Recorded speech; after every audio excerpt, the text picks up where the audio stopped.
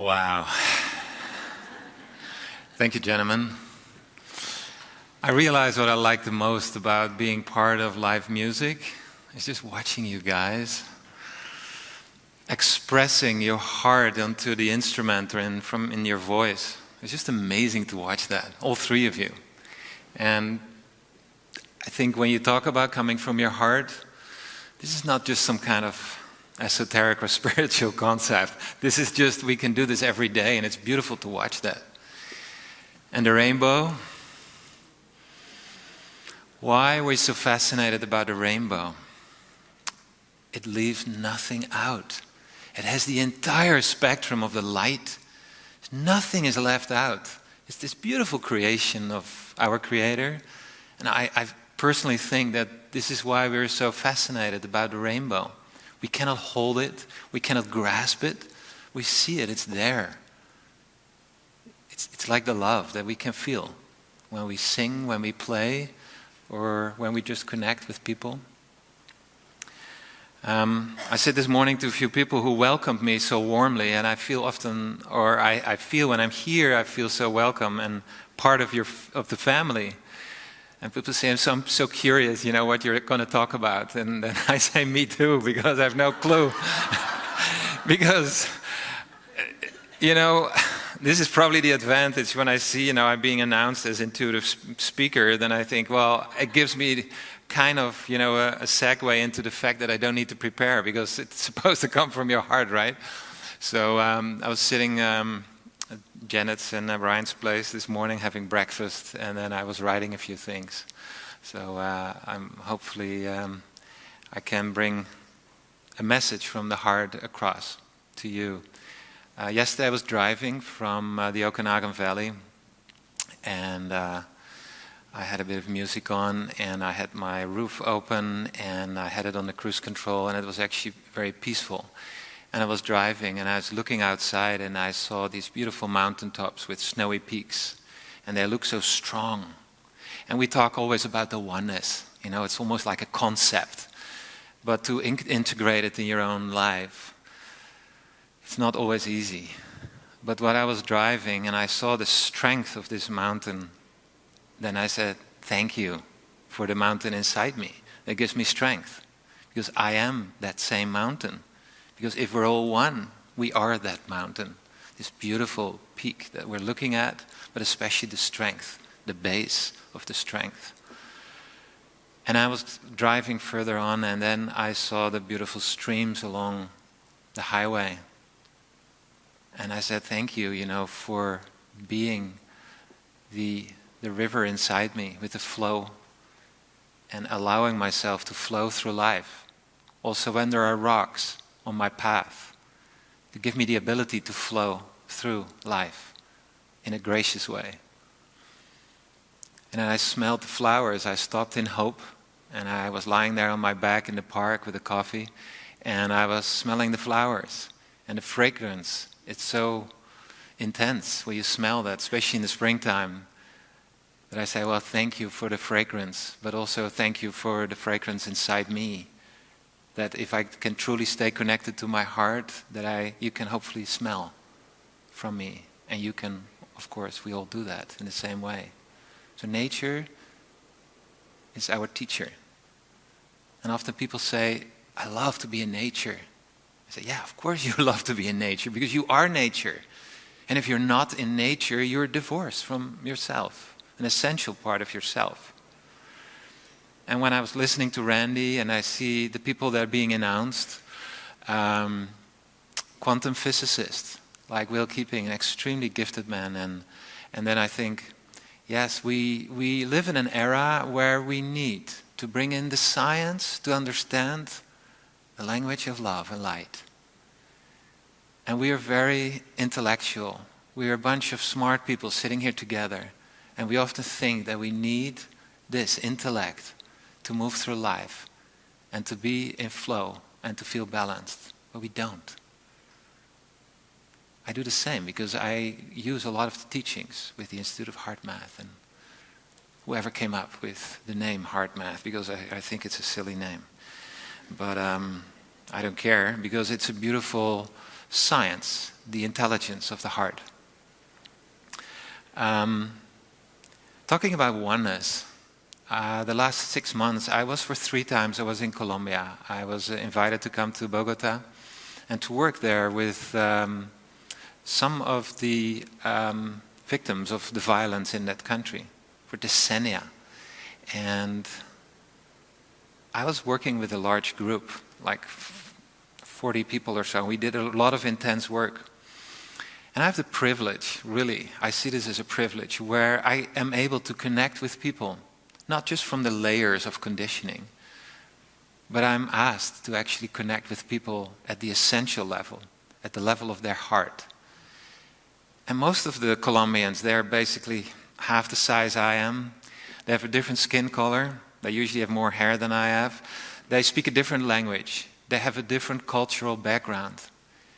And they all have the same beautiful heart. It's just, it always touches me and it brings me to tears when I see that. When I feel that.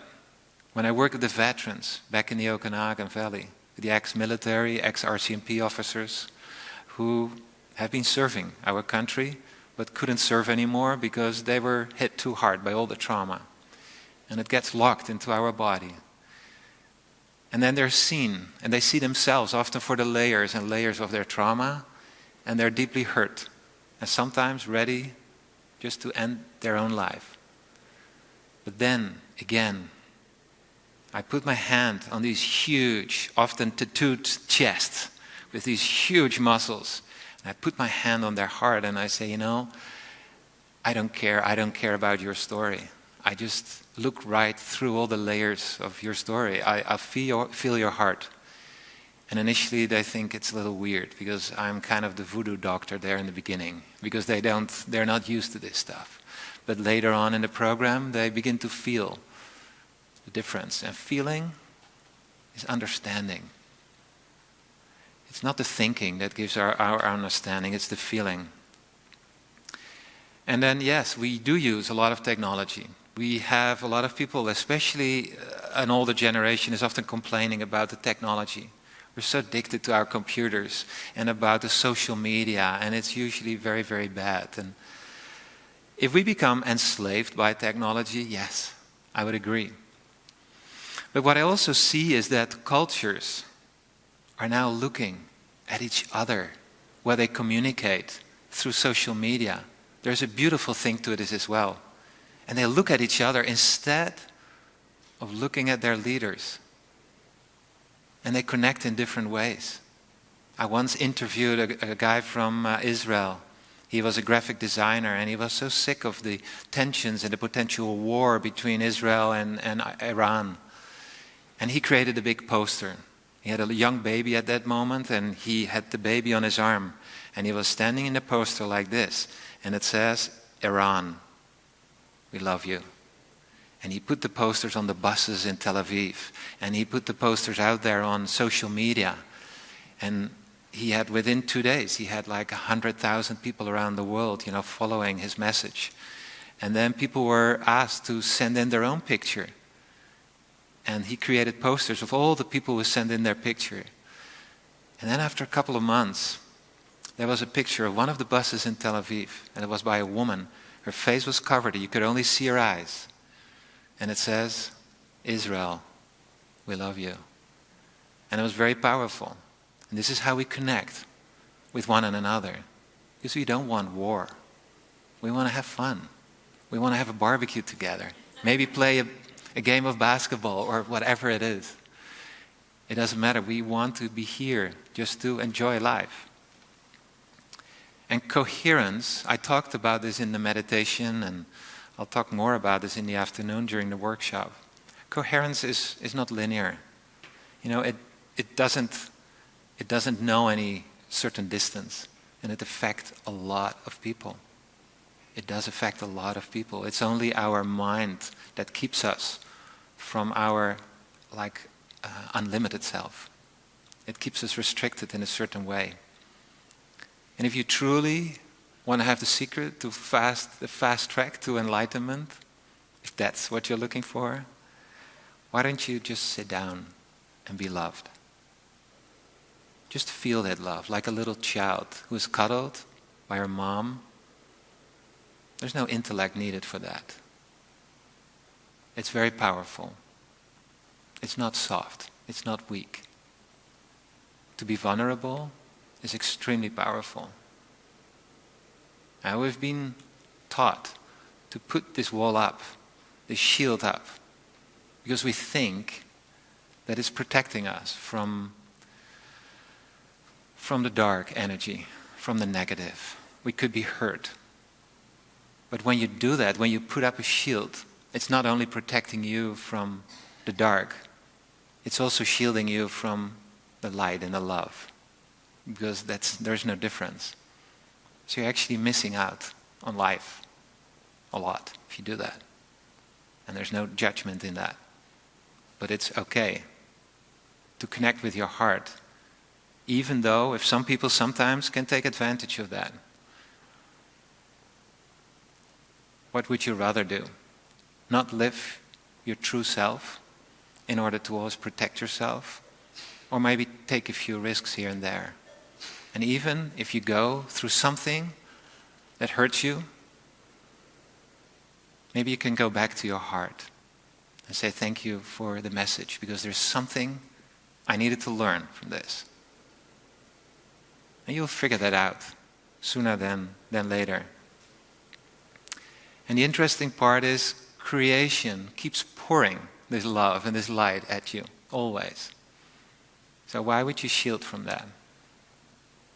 Just because our mind has a hard time understanding that. Because we think in limitations. We think in separation.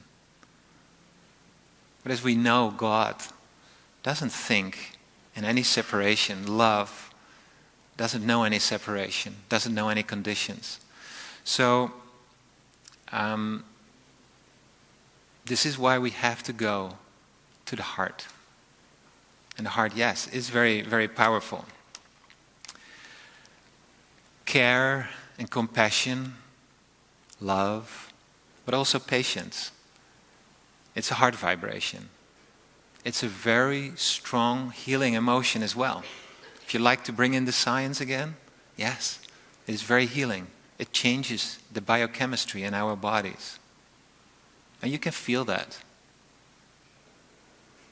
And I have to smile when I look at my own work and I talk about hard math, or we talk about quantum physics, because it's just beautiful. In the end, we think we're really smart because we now have all figured it out through science.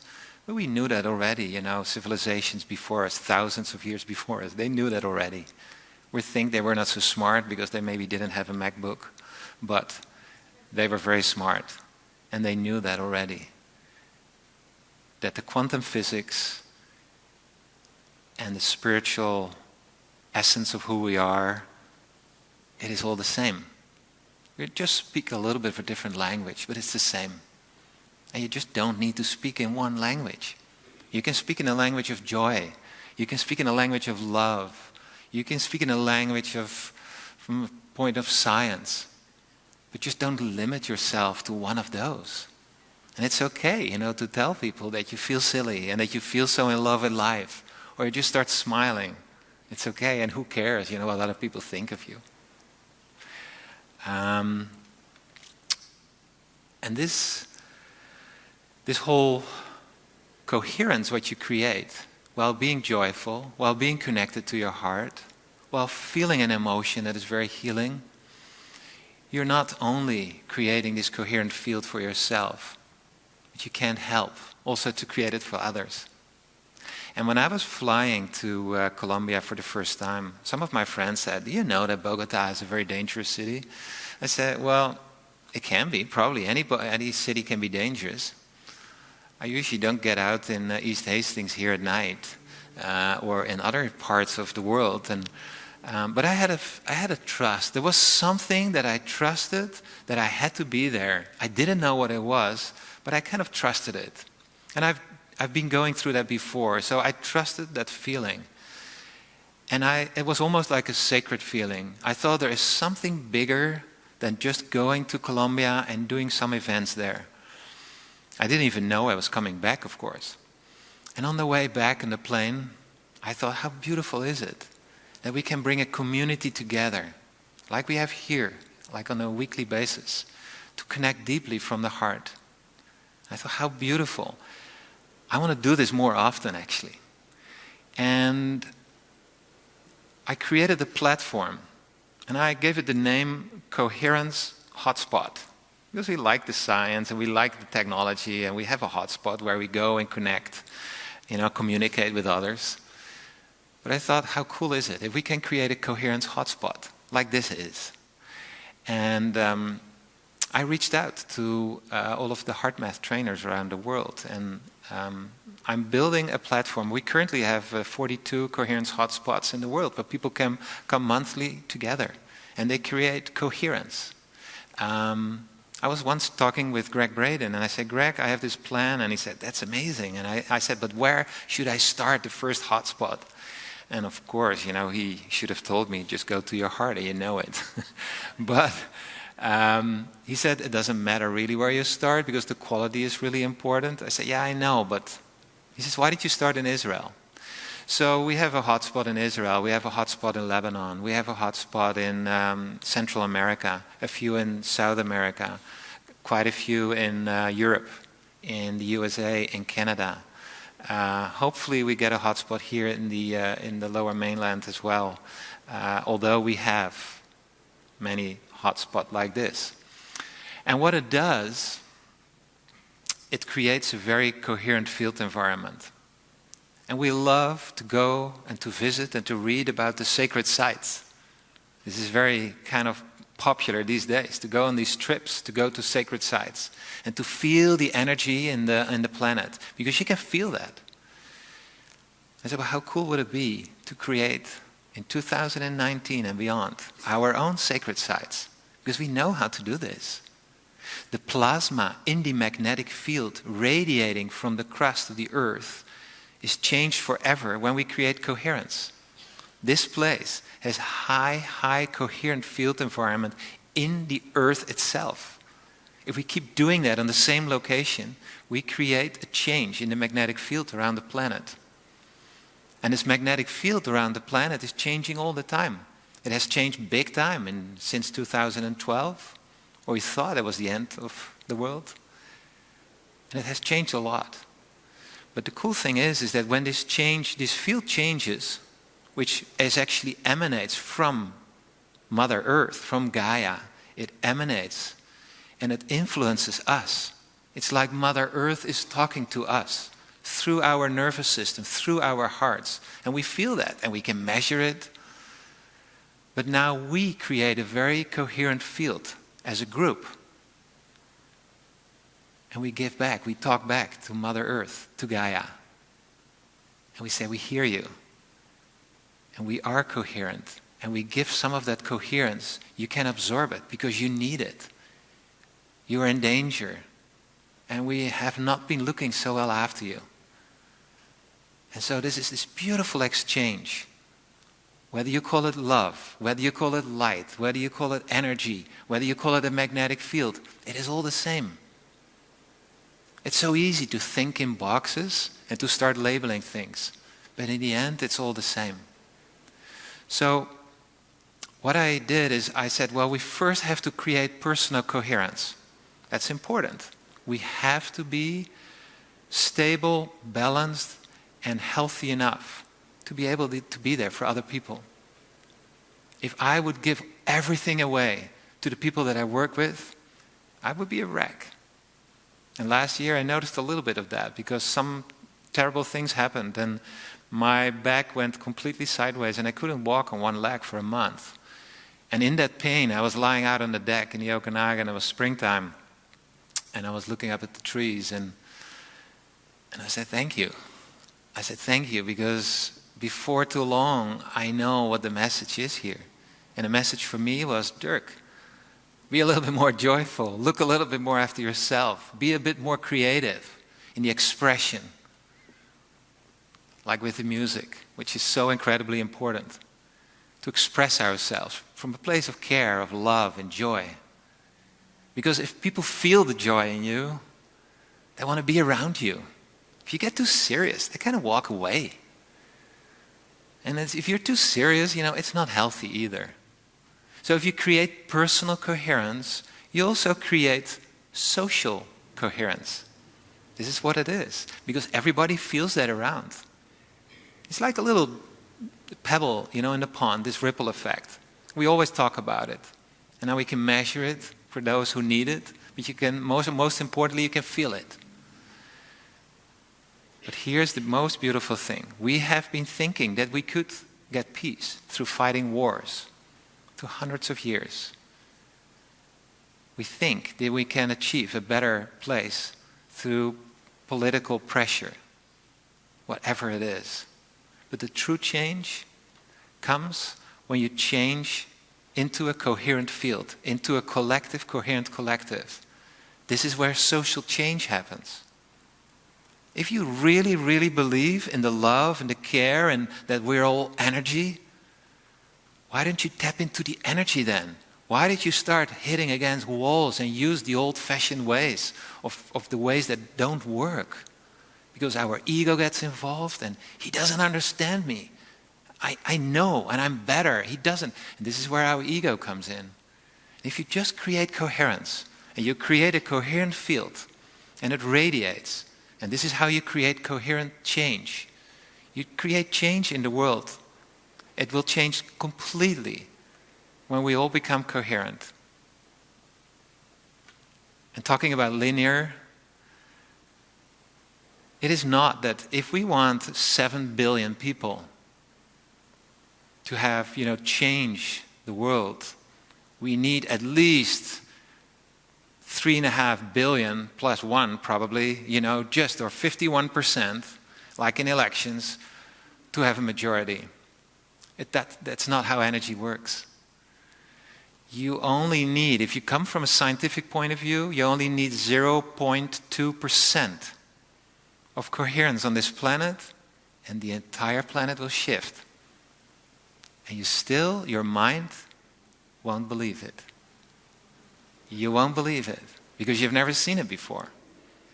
But can you believe in something that you haven't seen before? Can you trust the divine guidance from your heart? Can you trust the divine guidance, the heart of all hearts, our cosmic heart? This is what we're connected to. Again, we're not so separate. And I remember by saying these words, and I remember I saying them the last time because it's one of my favorite quotes. Because our famous Rumi used to say, you're not just a drop in the ocean. You're the entire ocean in a drop. Everything that you're looking for out in the ocean is in that same drop, right? So I invite you to embrace your own heart even more so, without holding back. Without trying to protect yourself. Because the more you protect yourself, the more you're going to hurt yourself.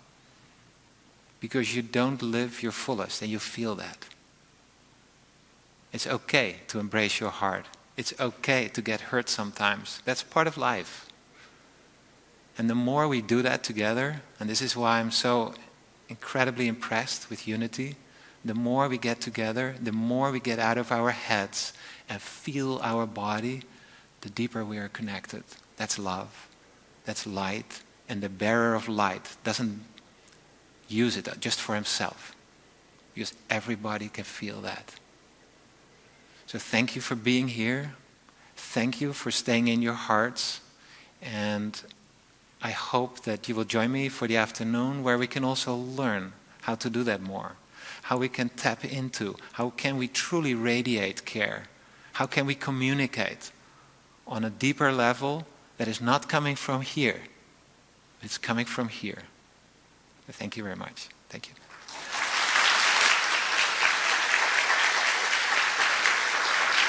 Thank you.